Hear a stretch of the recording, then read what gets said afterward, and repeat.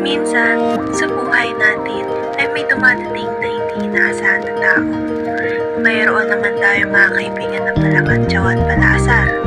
Mga taong tayo ay pagsasabihan at handang sumuporta sa atin at laging nakikinig sa atin.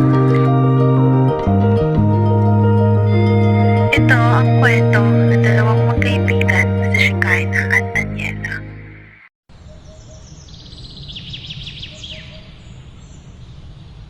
Alam mo ang dahilan, Miss Batulina, kung bakit kita pinasali school. Kasi ayokong may nababagsak na estudyante sa section ko. At mas lalo na, ayokong masira ang pangalan mo dito sa school dahil sa mga kalokohan na ginagawa mo sa school. Sige, pwede ka na lumabas. Oras na rin naman. Inaasahan ko this school year na magbabago ka na, ha?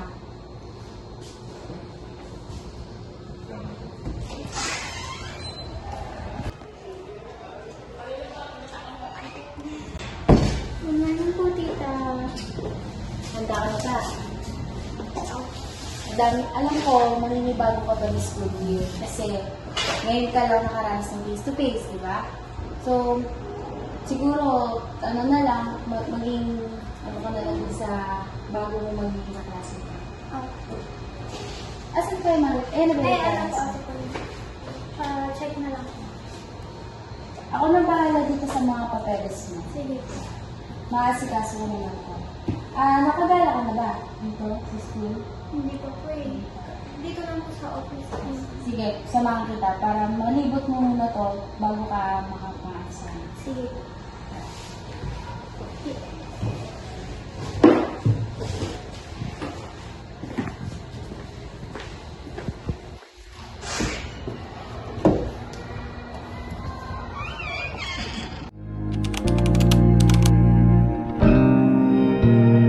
Magbabago pa si Daniela o maninitili ito sa dati niyang ugali. Samantalang makakaya na at magkakaroon pa ng kaibigan si Shekinah.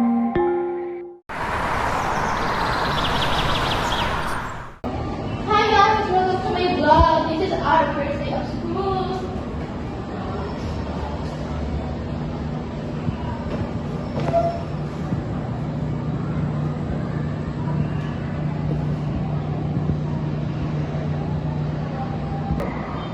Ay, gym pa.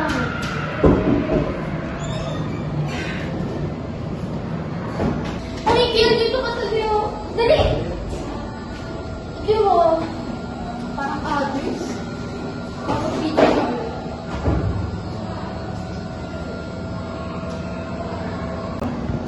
Uy, pre, kamusta na? Okay lang, ikaw. Wala. Ay, gano'n ka ako, pre. Next time, mga tawa. Wala. Sama. Sinakapi. Eh, sabi lang kita sa mga. Hindi, bawal ako, dami gawain. Napansin ito ni Harvey na naging dahilan kung bakit ito nagalit kay Daniela dahil kumukuha ito ng laraw na kasama si Kiel ng walang permiso hanggang umantong ito sa pag-aaway. Ano hindi? Itabi ka ng dalawang natuwa. Aka na yung cellphone mo? Bakit ba nga? Baba na yung pakita. Pakita mo. Kaya ako na isip pa yung sobra to. Tama naman. Basta. Mamaya ka sa akin uwi, ate. First day ko na kami. Uy, Jay, nag-i-assist mo ako. I mean, yung na sayaw. Di ba yan? First day. Yo! Dito ko. Kanina ka ba? Oo, kanina pa. Ano ka? Uy,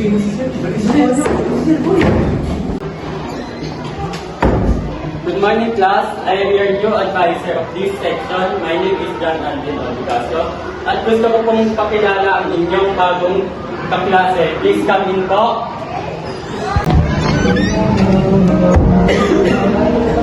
Please introduce yourself. Good morning, classmate. My name is Shekinah Nicholas Castro, and I am 15 years old. You will take your seat po. Dito ka.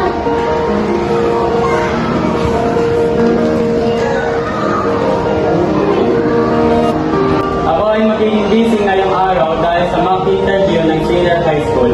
Kaya magbasa kayo habang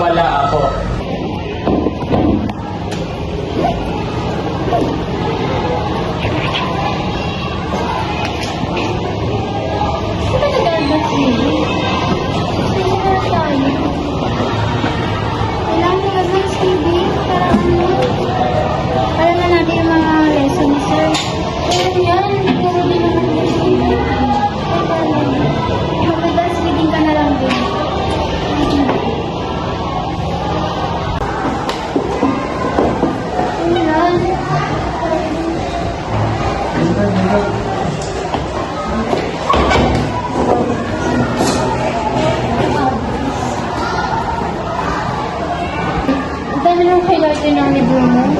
Isisimbing kulay kasi ng boss.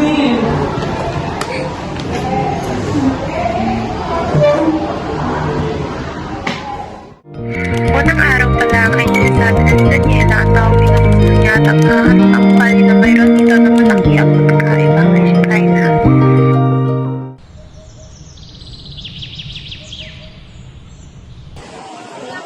So, ba't ka nag-homeschool? Kasi ayaw ng parents ko sa school ako. So, wala ka mga friends? Meron naman, kaso nasa ibang bansa sila. OMG! So, may afam? Ano afam? You know, money, ganun.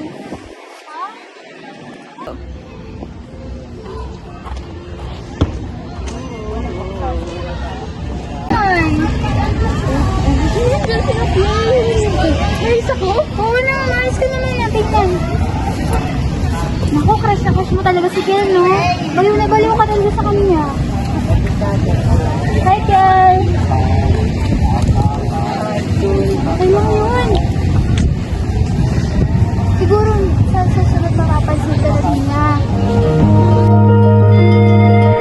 Simula pa lang ng pasukan ay pinapakita na ni Shekinah ang kanyang kakayahan at katananuhan na mayroon dito.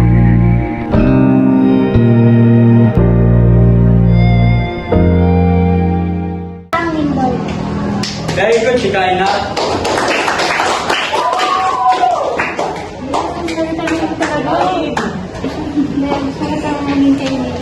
Star tayo. Anong gusto? Ano? Tutulungan mo ako sa pag-aaral ko. Tapos tutulungan ko sa style mo. Totoo ba yan? Sige. Sige. Dito nagsimula ang kanilang pagkakaibigan. Tinutulungan ni Shekinah si Daniela pagdating sa pag-aaral, samantala si Daniela ay tinutulungan si Shekinah sa tamang pagkuha ng larawan sa kanyang sarili.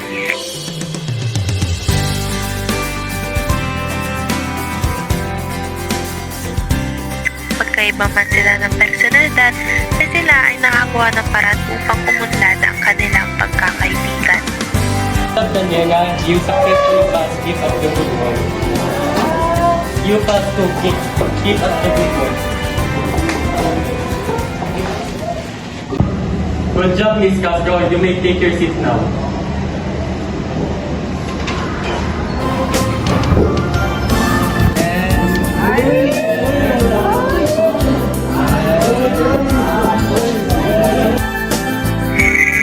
Sa ilang buwan na nakalipas ay unti-unti nang napapansin ni Kel ang katalinuhan na pinapakita ni Shekinah sa klase na nagiging dahilan ng paggusto niya dito. Yes, galaw-galaw naman baso dyan, oh. Nagtingin na lang ba? Sayang siguro. Tuwing nag-aaral si Shekinah kasama si Daniela ay hindi niya alam ay tinititigan siya ng patagon ni Kel. At ito ay napapansin naman ni Daniela kaya iniisip niya siya ang tinitingnan ni Kel.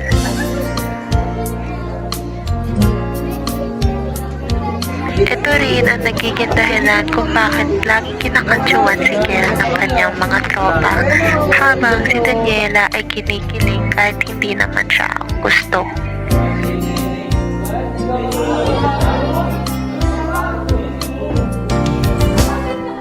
Ilang linggo ang nakalipas at hindi pa alam ni Shekinah na ginugusto siya ni Kel samantala si Daniela ay iniisip na may pagtingin na si Kel sa kanya.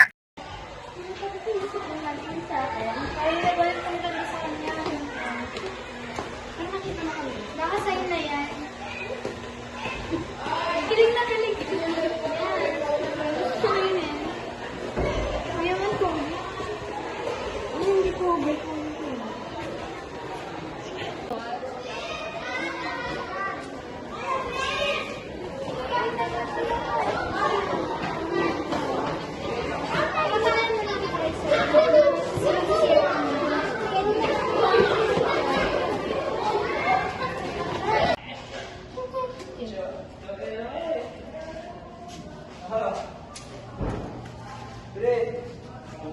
Pinatatamaan na lang ako kay Daniela. Kasi kaya, hindi niya sinigil eh. Yeah, pre. Diba talaga tulis mo ni Kel? Lalo para sa babae yun eh. Aray, so, Miss Bayan, kasi talaga si Guy. Oo, meron. Uy, pre, umama na si Kate si Guy. Ah, Hindi ko ba masaya, pre? kasi ano, may iniisip lang.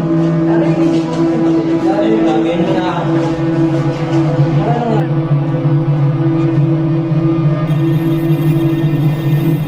Nalaman na nga ni Daniela ang totoo at ito pa ang magiging dahilan upang masira ang pagkakaibigan nila. Anong problema mo? Kaya pala gusto mo sa akin pagkaibigan para maagos si Kiel? Ano? Narinig ko sabi ni Kiel, may gusto siya sa'yo, ha? May gusto siya sa'yo. Dandi kasi. Walang hiya ka? Paano mo masasabi na hindi ako? Tingnan mo nga yung sarili mo. Paano ka nagugustuhan ni Kiel kung ganyan ka? Boss, kasi. Ilang araw na ang nakalipas nang mangyari ang pagkaaway sa gubat at sakita ni Shekinah at Daniela dahil kay Kiel na naging dahilan ng maraming pagbabago sa kanilang pagkakaibigan. Ilang araw pagkatapos ng pag-aaway ay tuwing nakikita ang dalawa sa isang lugar ay umaasa silang hindi magkakilala at hindi napapansinan.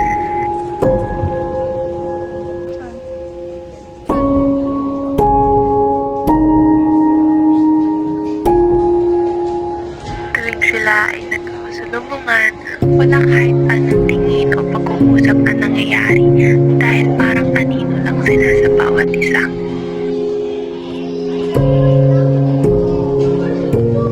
Sa mga panahon na ito, ay natuto si Daniela mag-aral at matuto mag-isa. Lahat ng ito ay kanyang natutunan kay Shekinah. Ilang linggo ang nakalipas ay nalaman ng mga klase nila Shekinah at Daniela tungkol sa kanilang pag-away dahil kay Kiel at sa hindi na sa ating mabuti sa mga magtotropa lalo na kay Kiel. Narinig ko yun. Nag-aaway si Daniela. Nag-aawayan yun. Dahil sa'yo, nag-aaway. Ano nangyari? Ano away? Sigawan yun. Narinig ko Kiel. Dahil sa'yo, Kasi, kasi pinaparinig mo na gusto mo si Kyle eh. Bakit? Kasalanan ko ba? Bakit nagkagusto lang ako sa kanya eh.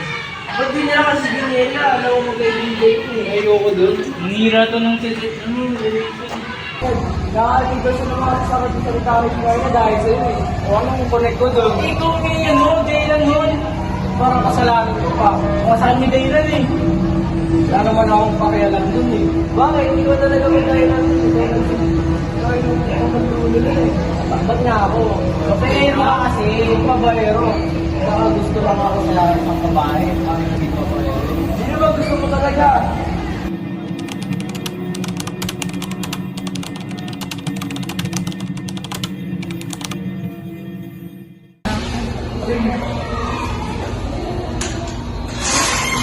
Diyan ka na pala magkaka. Hingi na sana ako ng sa nagawa ng pamangkin ko. Kasi alam ko, isasabihin mo hindi ko pa alam na pamangkin ko siya. Hingi na ako ng tulong kasi alam ko nangyari. Mas batulig na. Alam ko na nagkasakitan kayo at hihingi ako sa ginawa ng pamangkin ko hindi lang para linisin yung pangalan niya, kundi para makita din ninyo na parehas kayo ng mali. O ang tawad, kasi alam ko na parehas kayo ng mali. And sana, may isa din kasi ako napansin sa inyo. Sana, bago ka nagbigay ng masasakit din na salita o mga masasakit na gawa, kaya na, iisip mo din bago ka gawin. Kasi yung pamangkin ka din nasaktan. And alam kung parehas kayo nasaktan mo. Pero sa tagal-tagal kasi ng pagsasama ninyo, sana naman naisip niyo din na, ganun nga, matagal na kayo nagsasama pero bakit hindi naman nagsasaktan sa inyo? And kilala ko yung pamangkin ko, nasa akin din yung salita niyo. Pwede ka naman ako. Thank you.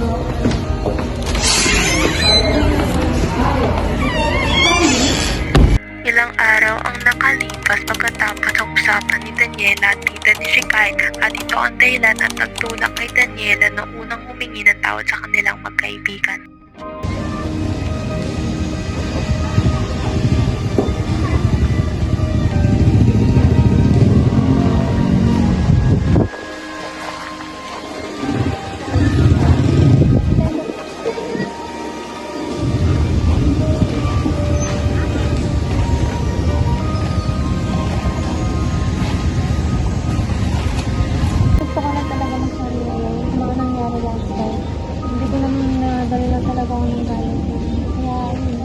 Dahil di naman sila kaya tayo, kaya kami dati. Dahil sa mga nangyari, sana patawad mo. Okay lang yun. Magsimula na lang tayo ulit. Alam ko, nagkasakitan tayo ng ano. Pero, siyempre, may kasalanan din naman ako.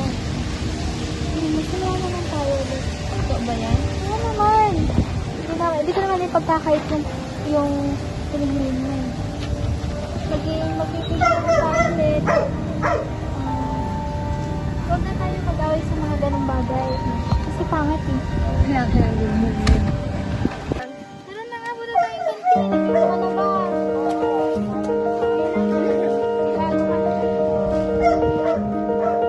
Nang mapatawad na ni Shekinah at Daniela ang isa't isa ay nanumbalik muli ang kanilang pagkakaibigan at ang mga panahon na nag-aaral sila ng magkasama. Ito ang naging dahilan kung bakit malaki ang pinagbago ni Daniela.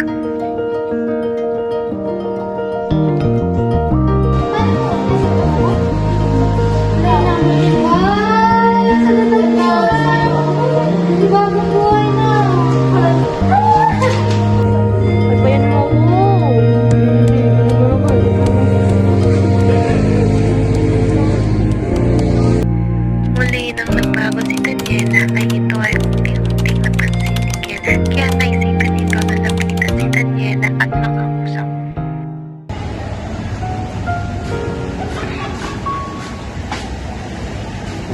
Ay, Daniela.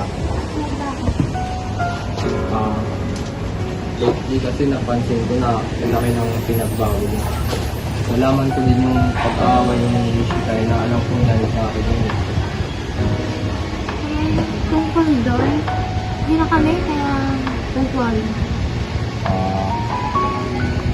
Kasama kita bigyan ng second chance.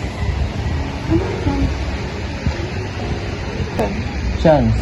Hindi ko na pinipigilan yung nararamdaman mo sa akin. Nakita ko na kasi yung Daniela na hinahanap ko eh. Ano, Vicky? Oo. Well, hindi na kailangan, Kiel. Baka isipin mo nagbago ako dahil sa iyo. Bago ako para sa sarili. Nakita ko kasi yung mga kamalian ko. Nag-isindi ako sa ilaligan. And promise, hindi na ako makapagsalusot ka na.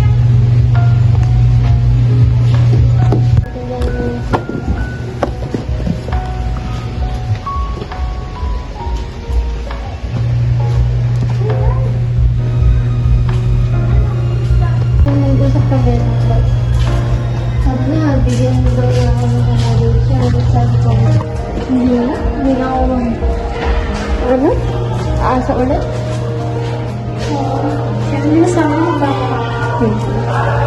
Tama na. Makaraan. Saka, siyempre, naging, doon, yun din yung naging dahilan ko bakit. Nagkasira tayo sa isa't isa. Kaya, siguro ikatot na lang natin. Yung ganun ng bagay. Hindi tayo din tayo sa bagay na lalaki. Kailangan natin magbago. Oo, buti nga nagkaroon ka kami ng comment, no? Dahil sa'yo din yung magdami. Ano yun eh? Sa'yo din, nagkaroon din ako ng improvement sa mga style ko. Sa the way ko i-express ko yung sarili ko sa iba. Nag-improve ako dahil